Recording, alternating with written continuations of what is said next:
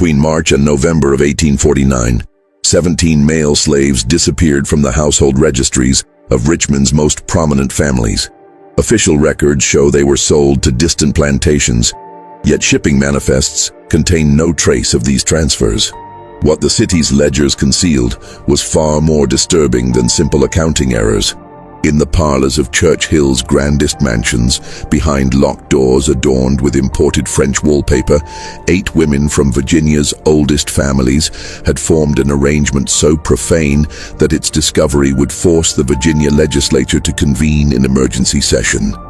The men were never sold, they never left Richmond, and what these women did with them would remain Virginia's most closely guarded secret for over 7 decades. Before we continue with the story of Richmond's hidden society, take a moment to subscribe to our channel and hit that notification bell. We uncover the darkest corners of American history that others dare not explore. And in the comments below, tell us what state or city you are listening from. Now, let us descend into the perfumed darkness of Church Hill. The spring of 1849 found Richmond at the apex of its antebellum prosperity. The city's population had swelled to nearly 28,000 souls, its tobacco warehouses lining the James River like monuments to King Cotton's smaller, more aromatic cousin. Church Hill rose above the commercial district, a neighborhood of columned mansions where Virginia's oldest families maintained their town residences. These were not the nouveau riche of the cotton trade, but descendants of colonial gentry whose roots in Virginia soil preceded the Revolution. The women who gathered in these homes on Tuesday and Thursday afternoons presented themselves as paragons of Southern refinement. They organized charity drives for the poor, arranged flowers for St. John's Episcopal Church, and maintained the elaborate social rituals that separated Virginia aristocracy from mere wealth. Their husbands served in the state legislature, managed tobacco concerns, and practiced law. Their daughters learned French and piano. Their sons attended the College of William and Mary. Catherine Hargrove presided over this social sphere with the quiet authority of old money. At 43, she had inherited the Hargrove tobacco fortune upon her father's death and managed it with an acumen that surprised Richmond's male business community. Her husband, Thomas Hargrove, served as a circuit court judge and spent much of his time traveling Virginia's western counties. The Hargrove mansion on Franklin Street boasted 12 rooms, a music salon, and quarters for 23 enslaved people. Among Catherine's closest associates was Eleanor Randolph, a distant cousin of the president's family, whose husband owned controlling interest in 3 tobacco warehouses. Then there was Margaret Wickham, descended from one of Jamestown's founding families, who maintained 2 properties in Church Hill and a 1,000-acre plantation in Charles City County. Lucinda Epps had married into banking wealth, but possessed a pedigree that predated the marriage by 2 centuries. Her family tree intertwined with every notable Virginia family since 1650. These women understood power in ways their husbands did not fully grasp. While men wielded authority through law and commerce, Southern women of their class exercised control through more subtle means. They managed households containing dozens of enslaved people, adjudicated disputes, dispensed punishment, and made daily decisions affecting scores of lives. Within their domestic sphere, they were absolute monarchs. Yet by early 1849, something had shifted in the careful balance of Church Hill society. Those who paid close attention might have noticed that Catherine Hargrove's Tuesday afternoon salons had grown more exclusive. The guest list had narrowed from 20 women to 8. The servants who attended these gatherings were always the same and always male. The parlor doors remained locked during these meetings, unusual in an era when proper ladies kept doors open to preserve reputation. Richmond's black community noticed more. House servants whispered of strange requests, of men being summoned to mansions where they had no regular duties. Families in Shockoe Bottom spoke of husbands and sons who disappeared into Church Hill homes and returned changed, silent, their eyes fixed on some middle distance as though afraid to meet a direct gaze. Samuel, a 31-year-old man enslaved by the Hargrove family, had served as Catherine's personal attendant since her father's death. He stood 6 feet tall, with the bearing of someone who had received better treatment than most enslaved people, having been taught to read despite Virginia law forbidding such education. He had been raised in the Hargrove household, his mother serving as Catherine's childhood nurse. This proximity had created a relationship more complex than simple ownership, a dynamic that Catherine had begun to explore in ways that violated every boundary of her society. On a Tuesday afternoon in early March, Catherine summoned Samuel to her private sitting room, a space her husband rarely entered. What transpired in that room over the following hours would establish a pattern that would spread through Church Hill's elite homes like fever through a crowded tenement. The afternoon of March the 6th, 1849, began with unusual weather for early spring. A warm front had pushed up from the Carolinas, bringing temperatures into the low 70s and coating Richmond in humid air more typical of June. In the Hargrove mansion, Catherine had dismissed all servants except Samuel, sending them on errands that would keep them occupied for hours. The window curtains were drawn despite the pleasant weather, and she had locked the door to her sitting room from the inside. What occurred in that room was never recorded in Catherine's meticulous journals, which documented every social call and household expense. But Samuel would later tell his wife, Dinah, who worked in the Randolph household, that Mrs. Hargrove had called him in under the pretense of moving furniture. Instead, she had asked him to sit, an instruction that violated every protocol of their relationship. She had poured him tea, another impossibility in the rigid hierarchy of a slave state. Then she had begun to speak of loneliness, of her husband's constant absences, of the peculiar isolation of a woman married to duty rather than companionship. Her words had started as confession, but transformed into something more dangerous. She had touched his hand. She had asked him questions about his thoughts, his desires, treating him for those strange hours as something other than property. And then, she had made a request that shattered the fundamental architecture of their world. Samuel left that room 3 hours later, with instructions to tell no one, with the certain knowledge that resistance was impossible, and with the understanding that Tuesday afternoons would now follow this new, unnatural pattern. Catherine emerged with a flush to her cheeks and a glitter in her eyes that her returning servants attributed to the unseasonable warmth. Within a week, Catherine had confided in Eleanor Randolph during a morning visit. The two women had been friends since childhood, their families allied through generations of marriages and business dealings. Whatever Catherine revealed in that conversation, Eleanor responded not with horror but with curiosity. She asked questions. She made calculations. She wondered aloud whether her own household might accommodate similar arrangements. 2 weeks after Catherine's first transgression, Eleanor summoned Dinah's husband Isaac to her private chambers under the guise of repairing a loose window latch. The window required no repair. By April, 6 more women from Church Hill's innermost circle had adopted the practice. The women began meeting regularly, ostensibly for their charity work with the Richmond Female Orphan Asylum. But their conversations had taken on a different character. They spoke in coded language about their arrangements, comparing approaches, discussing logistics.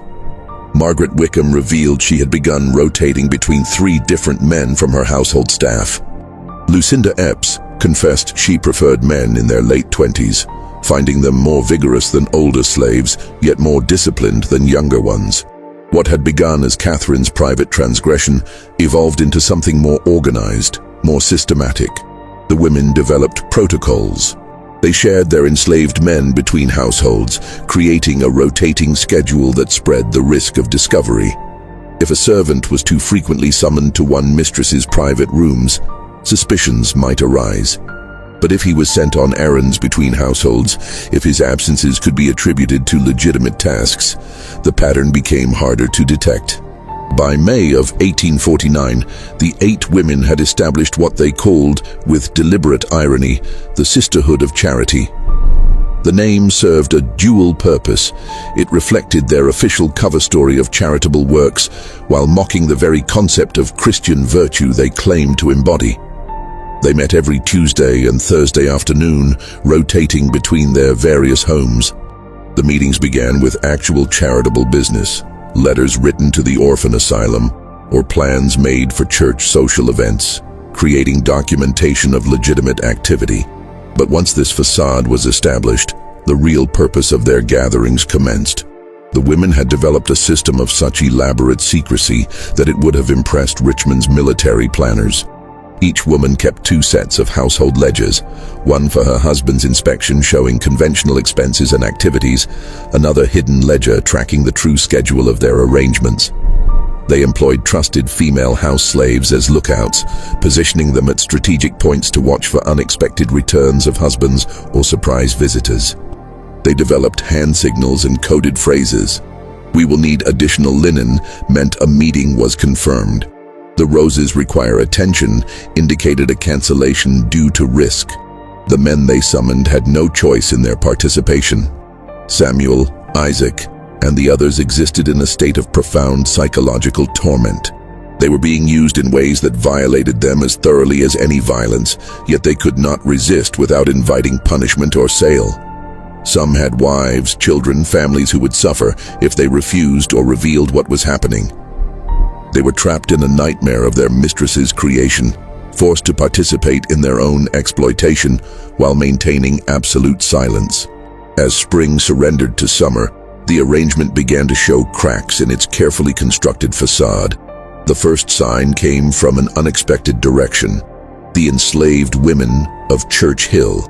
Dinah had watched her husband transform over those months. Isaac had always been strong, proud despite his bondage, a man who maintained his dignity through small resistances and quiet refusals. But after Eleanor Randolph began summoning him to her private rooms, something inside him had shattered. He stopped meeting Dinah's eyes. He flinched when she touched him. At night, he lay rigid beside her, and she could hear his breathing catch as though he was swallowing screams. She was not alone in noticing these changes. In the kitchens and laundry rooms of Church Hill, enslaved women gathered information like soldiers on reconnaissance. They compared notes about which men were being summoned, how often, under what pretenses. They noticed that these men were always the youngest, strongest, most handsome. They noticed their mistresses' flushed faces after these private meetings, the particular satisfaction in their expressions. The women understood what was happening long before any white person in Richmond suspected, and they faced an impossible choice: expose the abuse and risk their families being torn apart through sale and punishment, or remain silent and watch their husbands, brothers, and sons be used in ways that degraded everyone involved. Rachel, enslaved by Margaret Wickham, decided to act. She was 53 years old, had raised Margaret from infancy, and wielded the peculiar authority sometimes granted to enslaved women who had nursed their owners as babies. In early June, she confronted Margaret directly, choosing a moment when the two were alone in the breakfast room. "Miss Margaret," Rachel said, her voice steady despite the enormous risk she was taking, "I need to speak plain with you about what has been happening in this house." Margaret set down her teacup with deliberate care. "You forget yourself, Rachel." "No, ma'am, I am remembering myself, remembering that I raised you, that I have been loyal to this family for 37 years. And I am telling you that what you and those other ladies are doing, it is going to bring ruin down on all our heads." The silence that followed stretched for nearly a minute. Margaret's face had gone pale, then flushed deep red. When she finally spoke, her voice shook with fury and fear. "You will never speak of this again, to anyone. Do you understand me? I understand that sin finds its way to light, no matter how deep you bury it," Rachel replied. "I understand that you cannot do this to these men without it corrupting everything it touches." Margaret stood abruptly, her chair scraping against the hardwood floor. "Get out, and if you value your daughter's safety, you will never mention this subject again." The threat was explicit. Rachel's daughter, just 14 years old, worked in the Wickham kitchen. Margaret was reminding Rachel of how easily that daughter could be sold south, sent to the cotton fields where life expectancy rarely exceeded 10 years. Rachel left the breakfast room with her head high, but Margaret's warning accomplished its purpose. Rachel would not speak of it again, at least not to anyone white. But she did speak to the other women, and together they began to strategize. If they could not stop the abuse directly, perhaps they could create enough disruption to make it too dangerous to continue. Small acts of sabotage began to plague the 8 households. Linens disappeared, meals were oversalted, messages went undelivered. Nothing so dramatic as to warrant severe punishment, but enough to create friction to make the smooth operation of these households less reliable. The sisterhood noticed but misinterpreted these disruptions. They believed their enslaved workers were simply becoming lazy, growing too comfortable in their positions. This interpretation led them to increase discipline, which only deepened the resentment and expanded the careful campaign of resistance. By July, a different threat had emerged from an unexpected direction. Thomas Hargrove, Catherine's husband, had returned early from his circuit court travels due to a case being postponed. He arrived home on a Tuesday afternoon, precisely when Catherine's salon was in session. The front door was locked from inside, highly unusual for a social gathering. He could hear women's voices in the parlor, but also something else, sounds that did not align with charitable committee work. Thomas entered through the kitchen entrance, startling the servants who had been given strict instructions to admit no one during these meetings. Before they could warn their mistress, he had walked through the house and reached the parlor door. It was locked. From inside came the murmur of female conversation punctuated by something else, a deeper voice, definitely male. "Catherine," he called, knocking firmly, "open this door." The conversation stopped abruptly. There followed perhaps 30 seconds of silence, then footsteps, the sound of the key turning. Catherine opened the door with her face composed in perfect calm, though Thomas noticed a slight disarray to her hair and a brightness to her eyes that suggested agitation. "Thomas, you are home early." How unexpected. Her tone was light, but he caught the edge of anxiety beneath it. He looked past her into the parlor. 5 other women were present, all from the highest echelons of Richmond society. And standing by the window, looking distinctly uncomfortable, was Samuel. There was no apparent reason for a male slave to be present during a ladies' charitable meeting. "What is he doing here?" Thomas asked, his gaze fixed on Samuel. "He was moving a desk for us," Catherine replied smoothly. "The afternoon light had shifted and we needed to rearrange the furniture. Samuel was just leaving." It was a plausible explanation, yet something about the scene troubled Thomas. The women's faces showed not the relaxed comfort of social visiting, but a tension he could not quite identify. Samuel's expression was carefully blank, but his posture suggested shame rather than the neutral demeanor expected from a servant completing a simple task. Thomas let it pass with a nod, but over the following days he found himself watching his wife more carefully. He noticed patterns he had previously overlooked.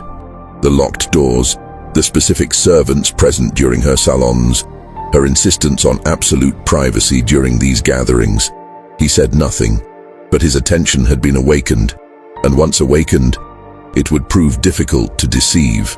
The summer heat had descended on Richmond with oppressive weight by late July, turning the city into a slow cooking pot of humidity and tension.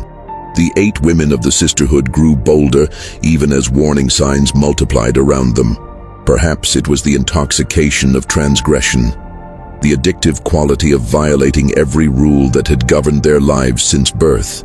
Perhaps it was simply that they had gone too long without consequences and had begun to believe themselves untouchable.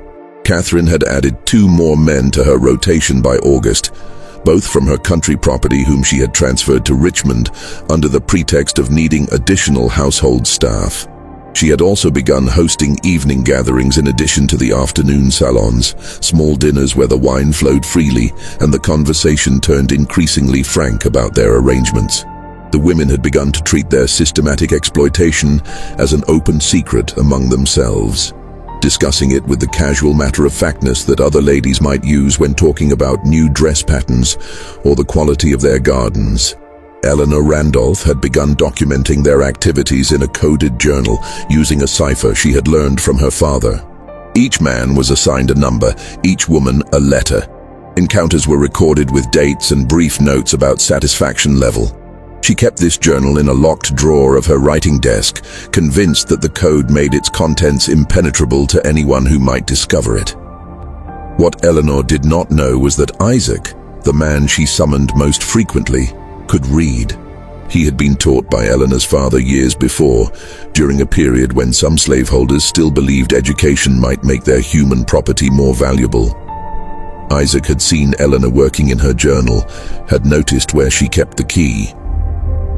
Late one night in August, while Eleanor and her husband slept, Isaac had carefully picked the desk lock using a wire from a broken corset stay. He could not immediately break the cipher, but he carefully copied several pages onto paper he had stolen from the kitchen accounts ledger. He hid these copies in the cellar, wrapped in oilcloth and buried beneath a loose stone. He was not certain what he would do with this evidence, but he understood instinctively that documentation was power, even for someone who had no legal standing to possess power. Isaac shared his discovery with Samuel, and together they began to conceive of something unprecedented, a way to expose their mistresses that might not result in their own destruction. They needed an ally, someone white who possessed both the authority to act and the moral courage to do so.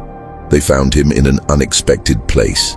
Reverend William Thompson had served at St. John's Episcopal Church for 11 years. At 62, he was respected but not beloved, known for sermons that emphasized duty and judgment rather than comfort and grace. He was also unusually vocal in his belief that slavery, while perhaps necessary, was not inherently virtuous and carried moral responsibilities that most slaveholders shirked. This position had not made him popular with Church Hill's elite, but his social standing and education protected him from direct criticism. Samuel's mother, Celia, worked in the church as a cleaner. She had known Reverend Thompson since his arrival in Richmond and had occasionally spoken with him about matters of faith and morality. In late August, Samuel asked his mother to arrange a private meeting with the Reverend, claiming he needed spiritual counsel regarding a matter of conscience. The meeting took place in the church's small library on an evening when no services were scheduled. Samuel had never been so frightened in his life. He was about to accuse some of Richmond's most powerful women of profound moral transgression. If Thompson did not believe him, or worse, if Thompson believed him but chose to protect the women rather than pursue justice, Samuel would likely be sold south before the week ended. But Samuel had judged his man correctly. As he described what was happening, choosing his words carefully to convey the abuse without explicit detail, he watched Thompson's face transform from skepticism to horror to cold fury.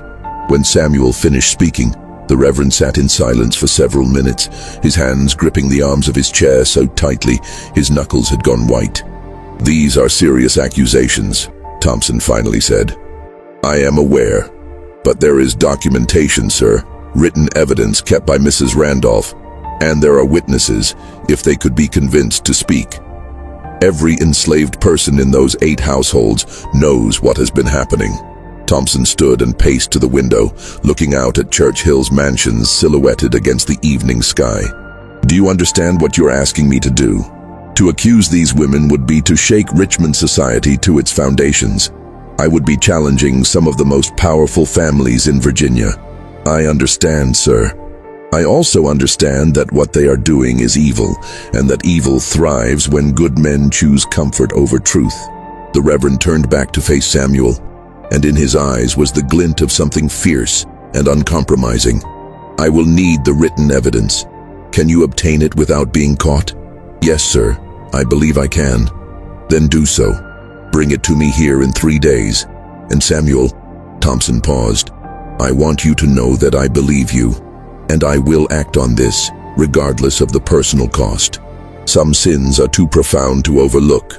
The next 3 days passed in exquisite tension. Isaac and Samuel waited for an evening when the Randolph household was hosting a dinner party, when Eleanor would be occupied for hours and unable to check her private chambers. On the evening of September 1st, as guests arrived and servants rushed through their duties, Isaac slipped upstairs. His hands shook as he picked the desk lock again. The journal was exactly where Eleanor kept it. He removed it carefully, wrapping it in a kitchen towel he had brought for this purpose. He placed a book of similar size and weight in the drawer so that if Eleanor checked, she would feel the expected resistance and weight when she opened it. Then he descended the servants' stairs and handed the journal to Samuel, who was waiting in the garden. Samuel ran through the evening streets to St. John's Church. Reverend Thompson was waiting in the library, and together they sat under lamplight and began to decode Eleanor's cipher. It was simpler than Eleanor had imagined, a basic substitution code that yielded to patient analysis. Within 2 hours, they had translated enough pages to confirm everything Samuel had described. The journal entries were explicit and damning. Eleanor had recorded names, dates, and details with the meticulous care of someone who had no fear of discovery. She had even assigned ratings, numerical scores for each man's performance. Reading these pages, Thompson's face grew increasingly rigid with disgust. "This is enough," he said finally. "More than enough. I will take this to Bishop Meade tomorrow. He will have to convene a church inquiry, and from there, this will reach the civil authorities." "And what will happen to us?" Samuel asked. "To the men who were used this way?" Thompson looked at him with genuine sorrow. "I do not know. I wish I could promise you protection, but the truth is that Virginia law sees you as property, not victims. The women will face social ruin and possibly criminal charges, but you will face the consequences of your master's choices. It is profoundly unjust, but it is the world we live in. We know the risk, sir, but this has to end. Not just for us, but for anyone else who might suffer this way in the future." Thompson nodded slowly. "Return the journal to where you found it. Let them have no warning of what is coming. Can you do that without being caught?" "I can try, sir." Samuel ran back to the Randolph house, where the dinner party was still in progress. He returned the journal to Isaac, who had been waiting in growing panic.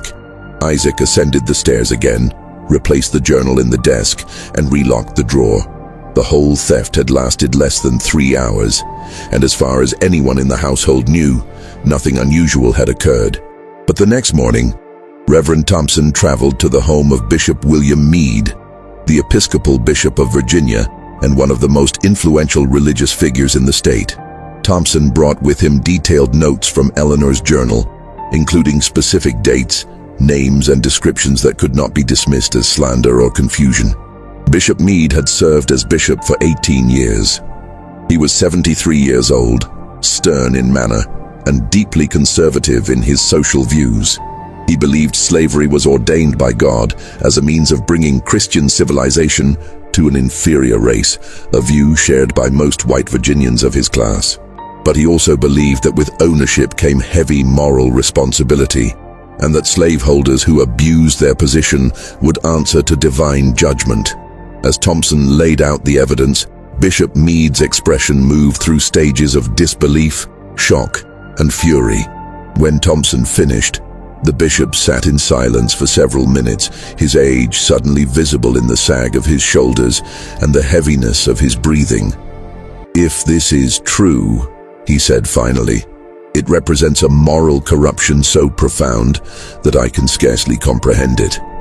These are women I have known for decades, women who sit in my church every Sunday and profess Christian virtue. It is true, Your Grace. I have seen the written evidence. I have spoken to witnesses. Then we have no choice but to act. But William, do you understand what this will unleash? This is not simply a matter of individual sin. This will expose rot at the heart of Richmond's social order. It will suggest that the very women we trust to uphold moral standards, to raise children and manage households, are capable of profound evil. I understand. But the alternative is to allow this to continue, to become complicit through our silence." Bishop Meade stood and walked to his window, gazing out at the morning light on Richmond's streets. "Convene a private inquiry. Select 5 men of unimpeachable character, men with no family ties to the accused women. I will preside over the proceedings myself. We will hear the evidence, interview the witnesses, and determine the truth of this matter. If these accusations prove accurate, we will turn our findings over to the civil authorities. May God have mercy on us all. The inquiry was convened in absolute secrecy on September 10th in a private room at St. John's Church. The 5 men Bishop Meade selected were all respected community leaders, but none from Church Hill's innermost circle. They included a merchant, a physician, a lawyer, a plantation owner from Henrico County, and a professor from Hampton Sydney College. All had been sworn to confidentiality and understood they were investigating matters of extraordinary sensitivity. Just when we thought we had seen it all, the horror in Richmond intensifies. If this story is giving you chills, share this video with a friend who loves dark mysteries, hit that like button to support our content, and do not forget to subscribe to never miss stories like this. Let us discover together what happens next. The inquiry began with Reverend Thompson presenting his evidence and explaining how it had come to his attention. The panel members listened in growing shock as he described the system the 8 women had established. Then he presented his transcriptions from Eleanor's journal, reading selected passages aloud. The explicit nature of the entries left no doubt about what had occurred. Next came the witnesses. Samuel testified first, describing in careful, restrained language what Catherine Hargrove had subjected him to. His dignity in the face of such violation moved several panel members to visible emotion. Isaac followed, corroborating Samuel's testimony and adding details about Eleanor Randolph's behavior. 3 more enslaved men testified, each describing similar patterns of coercion and abuse. Then came Rachel, Margaret Wickham's enslaved nurse. She testified about confronting Margaret and about the threat Margaret had made against Rachel's daughter. Her testimony established that at least some of the women had been consciously aware their actions were wrong and had been actively working to conceal them. The final witness was unexpected. Dr. Henry Garrett, a Richmond physician who attended several of Church Hill's elite families. He testified that he had been called to examine Eleanor Randolph in July after she complained of female troubles. His examination had revealed evidence consistent with frequent sexual activity, surprising in a woman whose husband had been traveling for business during the previous month. At the time, he had noted this oddity, but had not spoken of it, assuming perhaps an affair with someone of her own class. Now, in light of the other testimony, the significance of his findings became clear. The inquiry concluded late that evening. The panel deliberated for less than an hour before reaching their verdict. The accusations were credible and supported by substantial evidence. Bishop Meade directed that a formal report be prepared and delivered to the Governor of Virginia, along with a recommendation that criminal charges be filed against all 8 women. The next morning, September 11th, Bishop Meade personally delivered the inquiry's findings to Governor John Floyd at the state capitol. Floyd read the report in silence, his face growing increasingly flushed. When he finished, he looked up at the bishop with something close to despair in his eyes. "Do you understand what you are handing me? If this becomes public, it will destroy some of Virginia's most prominent families. It will suggest that our entire social order is built on hypocrisy and perversion. I understand completely, Governor. I also understand that justice demands action, regardless of the social consequences." Floyd stood and walked to his window, echoing Bishop Meade's earlier gesture at his own home. Outside, Richmond conducted its ordinary business, unaware that its foundations were about to shift. "I will have to involve the state legislature. This is too large for executive action alone. We will need to convene an emergency session. When? Give me 3 days to prepare the ground. Some of the legislators are friends or relations of the accused women. I need to speak with key members privately before this goes to the full assembly." "And the women? Should they be arrested?" Floyd shook his head slowly. "Not yet. If we arrest them now, before the legislature has determined how to proceed, we risk legal challenges that might compromise the entire case, but I will have them placed under discreet surveillance. If any attempt to flee Richmond, we will detain them immediately." That same afternoon, Floyd summoned his most trusted aide, a lawyer named Robert Stannard, who had served 3 governors and possessed both discretion and moral clarity. Floyd handed him the inquiry report and watched as Stannard read through it, his expression shifting from curiosity to revulsion. "Dear God," Stannard whispered when he finished. "How long has this been occurring?" "Since March, as far as we can determine. Possibly longer in some cases. I need you to conduct preliminary legal research. What charges can we bring under Virginia law? What precedents exist? And most importantly, how do we proceed without creating a public spectacle that damages Virginia's reputation throughout the nation?" Stannard spent the next 2 days in the state law library, poring over statutes and case records.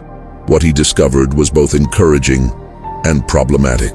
Virginia law clearly prohibited adultery and fornication, with penalties that included public whipping and fines. Several 18th century cases had resulted in convictions of white women for sexual relations with enslaved men, though these typically involved poor women without social standing. But nowhere in Virginia's legal history could Stannard find a case remotely similar to this one. Wealthy, socially prominent women systematically exploiting multiple enslaved men over an extended period. The closest parallel was a 1762 case from Williamsburg involving a tavern keeper's wife, but that woman had been quickly convicted and whipped in the public square. Applying the same punishment to women from Virginia's oldest families seemed both legally appropriate and politically impossible. Stannard reported his findings to Floyd on the evening of September 13th. "The law is clear on the criminality of their actions," he explained. "But enforcing that law in this case presents extraordinary challenges. These women have powerful family connections throughout Virginia.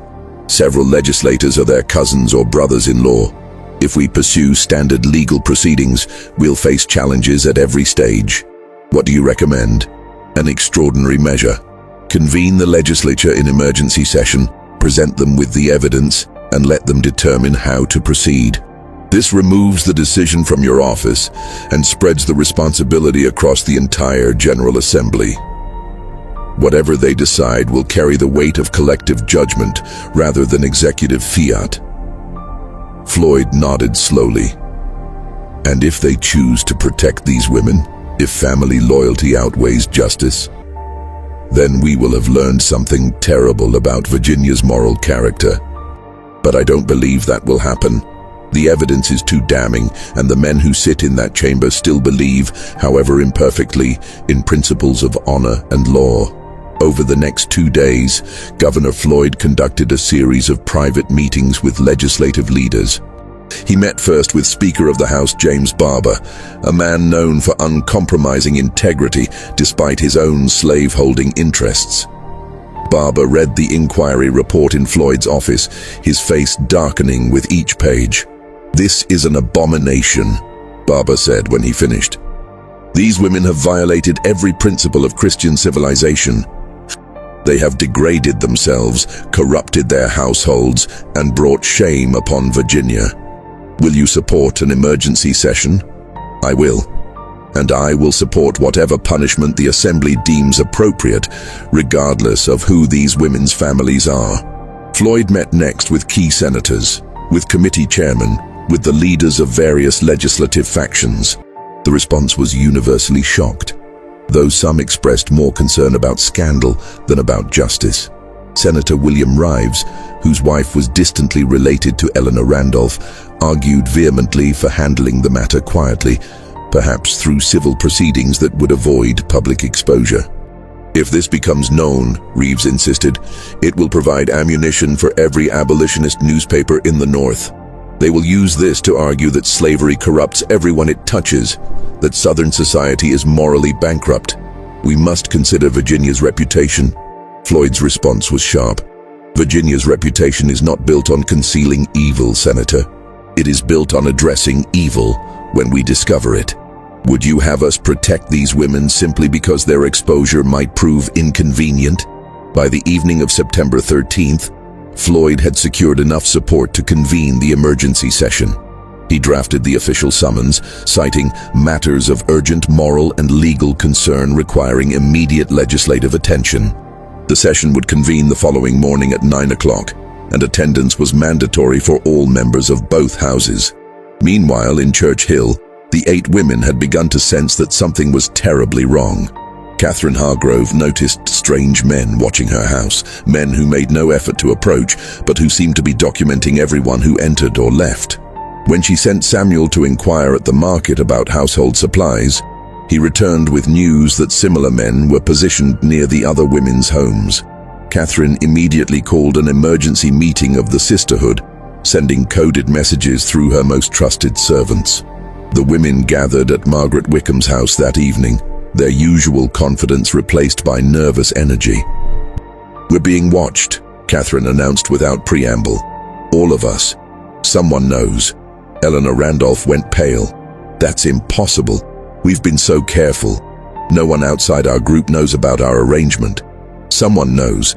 The question is who and what they plan to do with that knowledge." Lucinda Epps stood abruptly, her hands trembling. "We should leave Richmond tonight, before whatever is coming actually arrives." "And go where?" Margaret demanded. "If we flee, we confirm guilt. We must stay and present a united front. Whatever accusations are made, we deny them absolutely. It's our word against the word of slaves, and Virginia law is clear about whose testimony matters." Catherine was not so sure.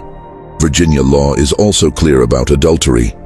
If someone has actual evidence, not just testimony, our social standing may not protect us. "What evidence could they possibly have?" Eleanor asked. "We've left no written records, no documentation of any kind." Even as she said it, she felt a cold sensation in her stomach, a sudden doubt about the security of her coded journal. The women debated through the evening, but they reached no consensus. Some wanted to flee, others to stay and fight, still others to seek help from their powerful family connections. They parted near midnight with a plan to reconvene the following day, unaware that by then their fates would already be sealed. On September 14th, the emergency legislative session convened behind closed doors. Only members of the General Assembly were permitted to attend, no press or public observers. Governor Floyd took his position at the front of the chamber and waited for silence. When he finally spoke, his voice carried the weight of profound regret. "Gentlemen, I have called you here today to address a matter of such grave moral import that I can scarcely find words adequate to its description. What I am about to present will shock you. It will offend your sensibilities and challenge your understanding of the society we have built here in Virginia. But I ask you to listen with open minds and to remember that justice, however painful, must be our guiding principle." He then presented the inquiry report, reading selected portions aloud and distributing copies to key legislators. The chamber fell into stunned silence as the full scope of the scandal became clear. When Floyd finished, he opened the floor for questions and debate. Senator Thomas Ritchie, a man of 72 years who had known some of the accused women since their childhoods, rose first. His voice shook with emotion. "Governor Floyd, these are daughters of Virginia's most respected families. Women I have known personally for decades. Are we absolutely certain of these accusations? The evidence is overwhelming, Senator. Written documentation, multiple witness testimonies, even medical evidence. The inquiry panel consisted of 5 men of unimpeachable character who reviewed everything carefully. Their conclusion was unanimous. Delegate John Minor rose next. What of the enslaved men who testified? How do we know they are telling the truth? Might they have motivations to slander their mistresses? Floyd had anticipated this question. What possible motivation would they have? Coming forward exposed them to enormous risk. They faced potential sale, separation from their families, or worse. They gained nothing from this testimony except the possibility that the abuse might end. The debate continued for hours, growing increasingly heated. Men stood and condemned the women in language of biblical fury. Others defended them, arguing that the real villains were the enslaved men who had somehow seduced their mistresses. Several legislators with direct family connections to the accused women recused themselves from the proceedings, their faces gray with shame and fury. Delegate Samuel McDowell delivered perhaps the most powerful speech of the session. He was a younger man, only 34, known for his legal acumen and moral seriousness. He rose near the middle of the debate and spoke without notes, his voice clear and firm. "Gentlemen, I understand the impulse to protect these women. They are our neighbors, our family members, women we have been raised to view as paragons of virtue.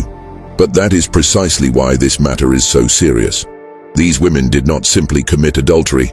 They systematically exploited human beings over whom they held absolute power. They used the institution of slavery itself as a mechanism for their own gratification, violating both the laws of God and the laws of Virginia.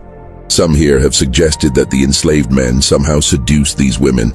I would ask those colleagues to consider the nature of power in these relationships. How does a man who can be whipped or sold for disobedience seduce the woman who holds his fate in her hands? This was not seduction.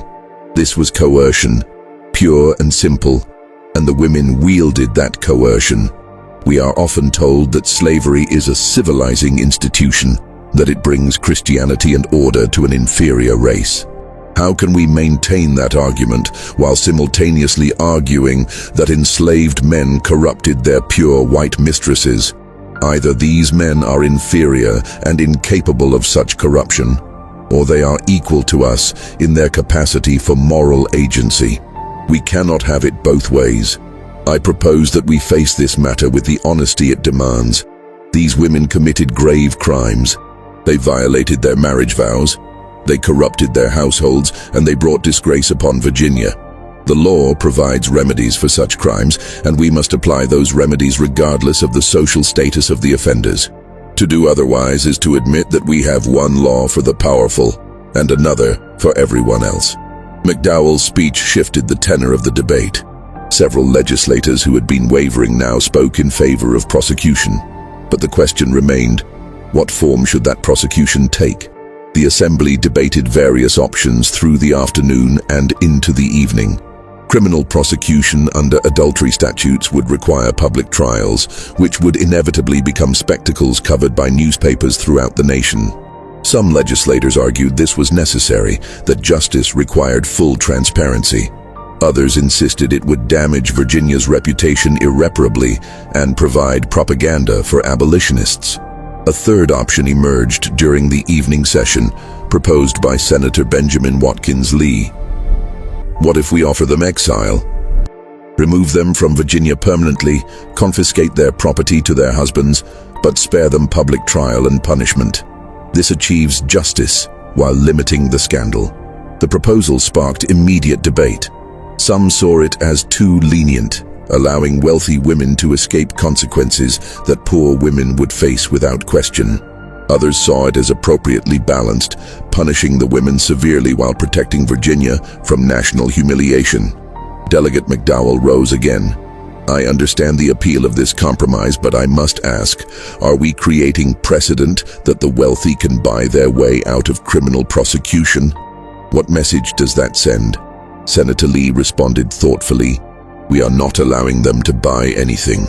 We are forfeiting their property and banishing them from their homeland forever. For women of their class, that is a punishment perhaps more severe than a public whipping. They lose everything: their homes, their families, their social positions, their very identities as Virginians. And Virginia is spared the spectacle of putting its most prominent women on trial for sexual crimes. The debate continued past midnight, finally reaching a vote near 1 o'clock in the morning on September 15th. The measure passed by a narrow margin. The women would be charged under Virginia's adultery statutes, but offered the option of permanent exile in lieu of criminal trial.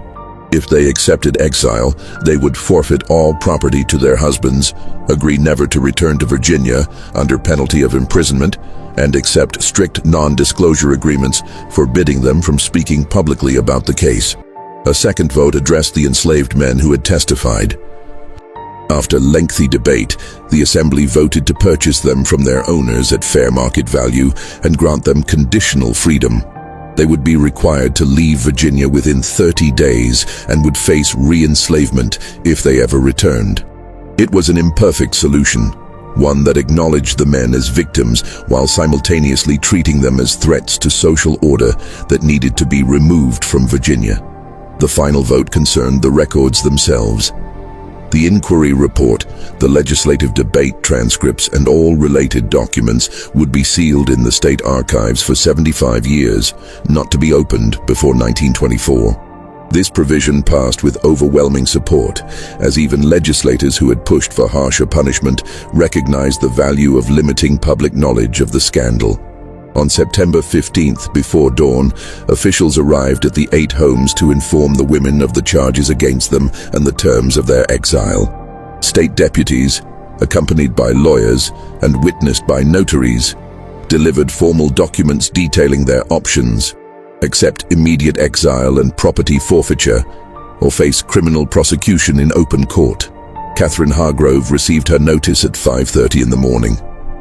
She read it carefully, her face betraying no emotion, while Thomas stood nearby with his own lawyer. When she finished, she looked up at her husband of 19 years. "You knew," she said. "It was not a question. I suspected. I chose not to see clearly until I could no longer avoid it. Will you divorce me? I have already filed the papers. They will be finalized within the month." Catherine nodded slowly. "I suppose I should feel shame. I find I do not. I feel only anger that I lived in a cage so long without recognizing it for what it was." "You violated everything we claim to hold sacred," Thomas replied, his voice tight with controlled fury. "You took men who had no choice, no power to refuse you, and you used them for your own gratification. Do not dress that up as some kind of rebellion against injustice. And yet, you see no injustice in the system that gave me absolute power over them in the first place. You see no problem with a society that treats human beings as property, but then expresses shock when that property is used in ways you find distasteful." Thomas had no answer for that. He turned and left the room, and Catherine began the process of packing her belongings. She had 24 hours to prepare for permanent exile from the only home she had ever known. Eleanor Randolph's response was far more dramatic. When the officials arrived at her home, she collapsed completely, sobbing uncontrollably, and claiming that she had been led astray by Catherine's evil influence. Her husband remarkably stood by her side throughout her breakdown, his face set in an expression of grim determination. "She is my wife," he told the officials. "Whatever she has done, she is still my wife. If she must leave Virginia, I will go with her. Our marriage vows did not include exceptions for scandal or disgrace." The officials seemed unsure how to respond to this unexpected loyalty. They explained that he was under no legal obligation to accompany her, that he could divorce her and retain all property and social standing. But he shook his head firmly.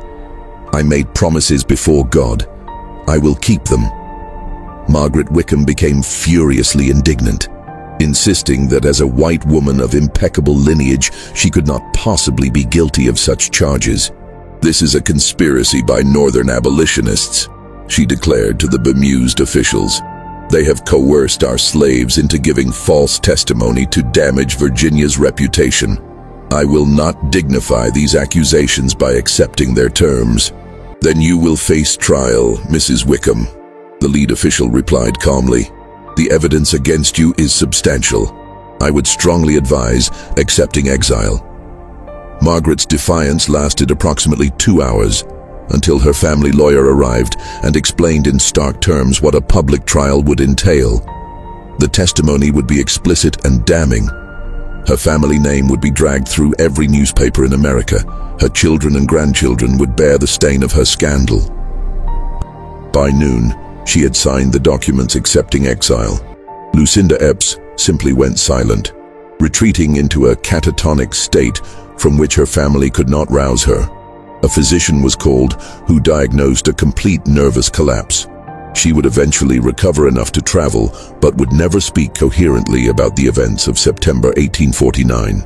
Her husband divorced her quietly, and she was sent to live with distant relatives in Pennsylvania, who agreed to take her on condition that she never be left alone with male servants. Over the following week, the 8 women departed Richmond at various times and by various routes. Catherine Hargrove left first on the evening of September 16th. She traveled by hired carriage to Norfolk, where she boarded a steamship to New Orleans.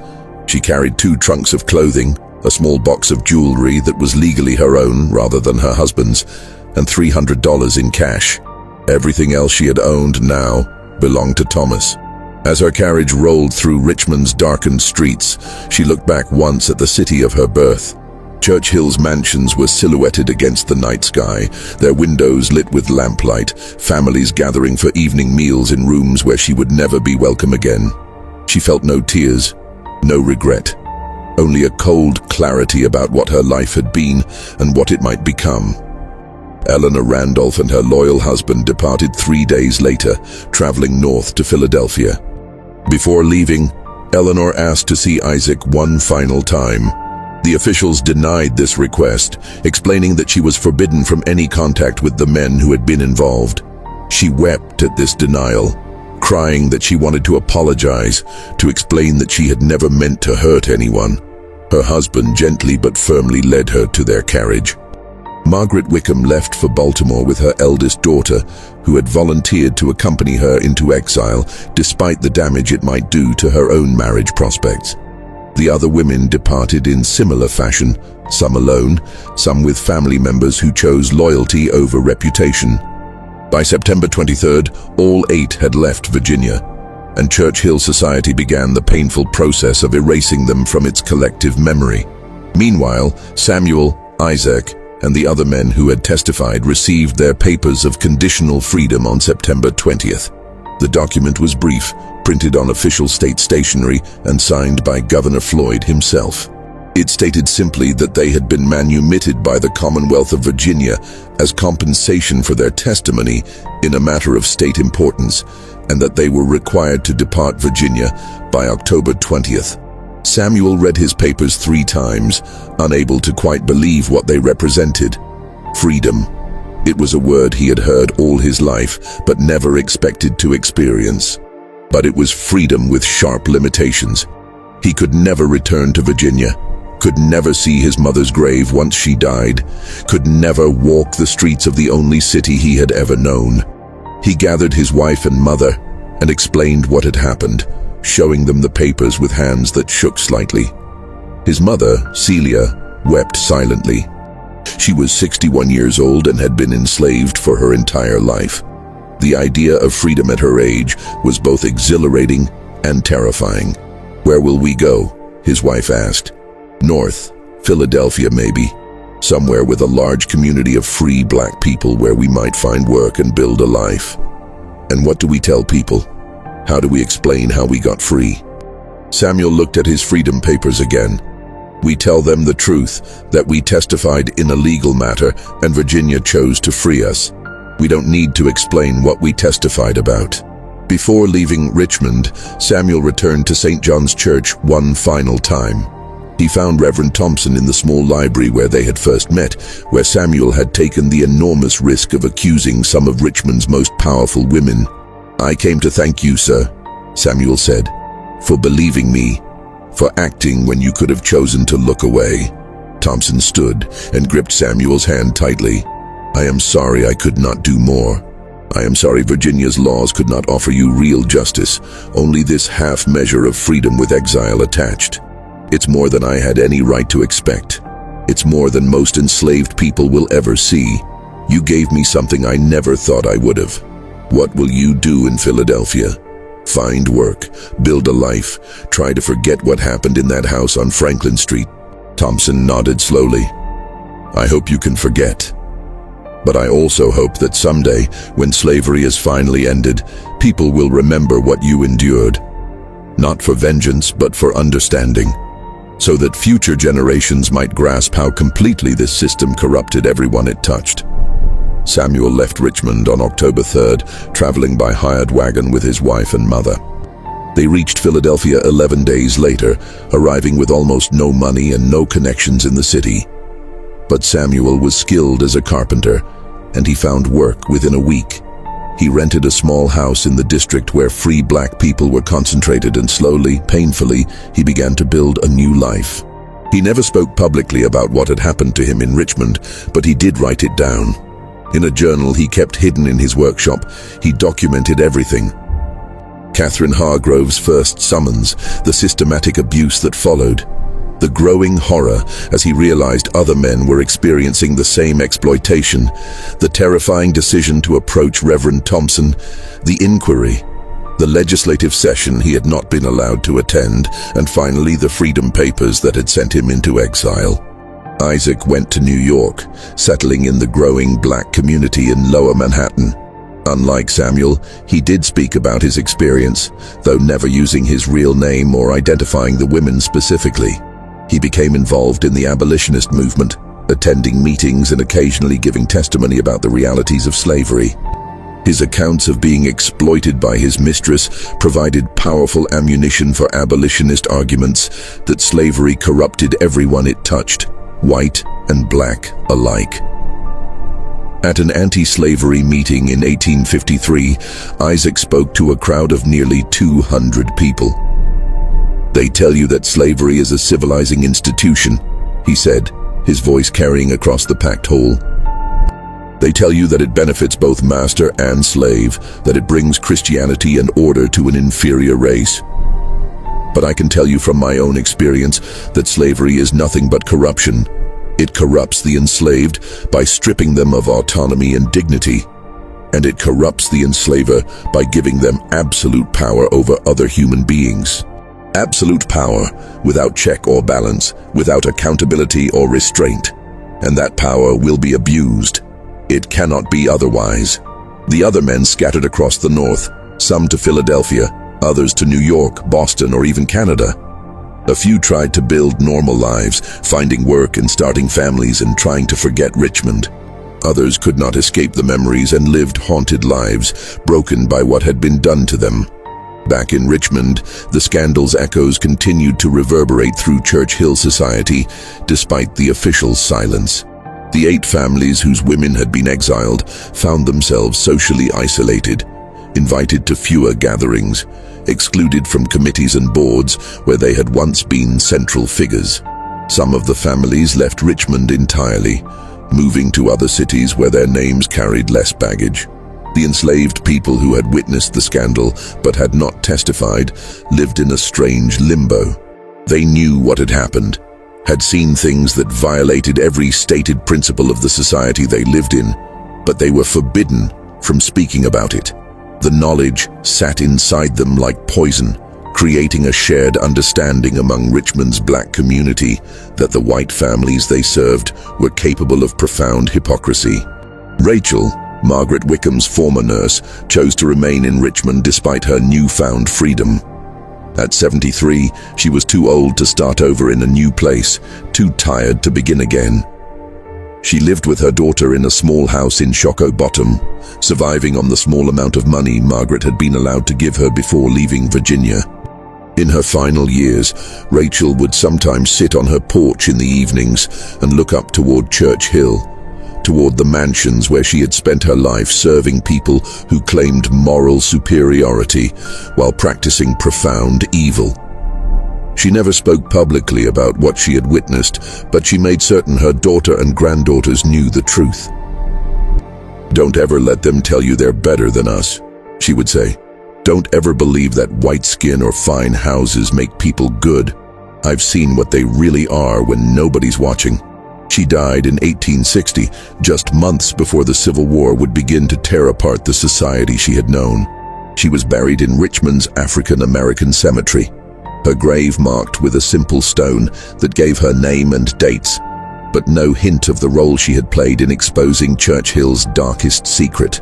The official records of the incident remained sealed in the Virginia State Archives, exactly as the legislature had mandated.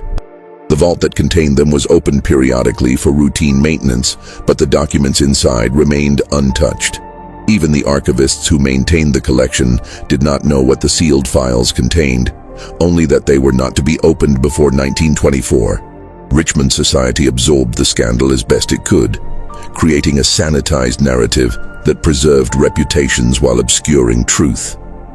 The official story was that 8 women from prominent families had been involved in financial improprieties and had chosen exile to avoid prosecution for embezzlement. This version was repeated so often that many people came to believe it, preferring a tale of white-collar crime to the reality of what had actually occurred. But truth has a way of persisting even when officially suppressed. In the kitchens and laundry rooms, in the quarters where enslaved people lived, the real story circulated. It was told in whispers, passed down through generations, modified and embellished until it took on an almost mythical quality. Some versions claimed there had been 20 women involved, others that the women had been practicing some form of witchcraft or devil worship. But at the core of every version was the essential truth. Richmond's most respectable ladies had systematically exploited their male slaves in ways that violated every stated principle of Southern civilization.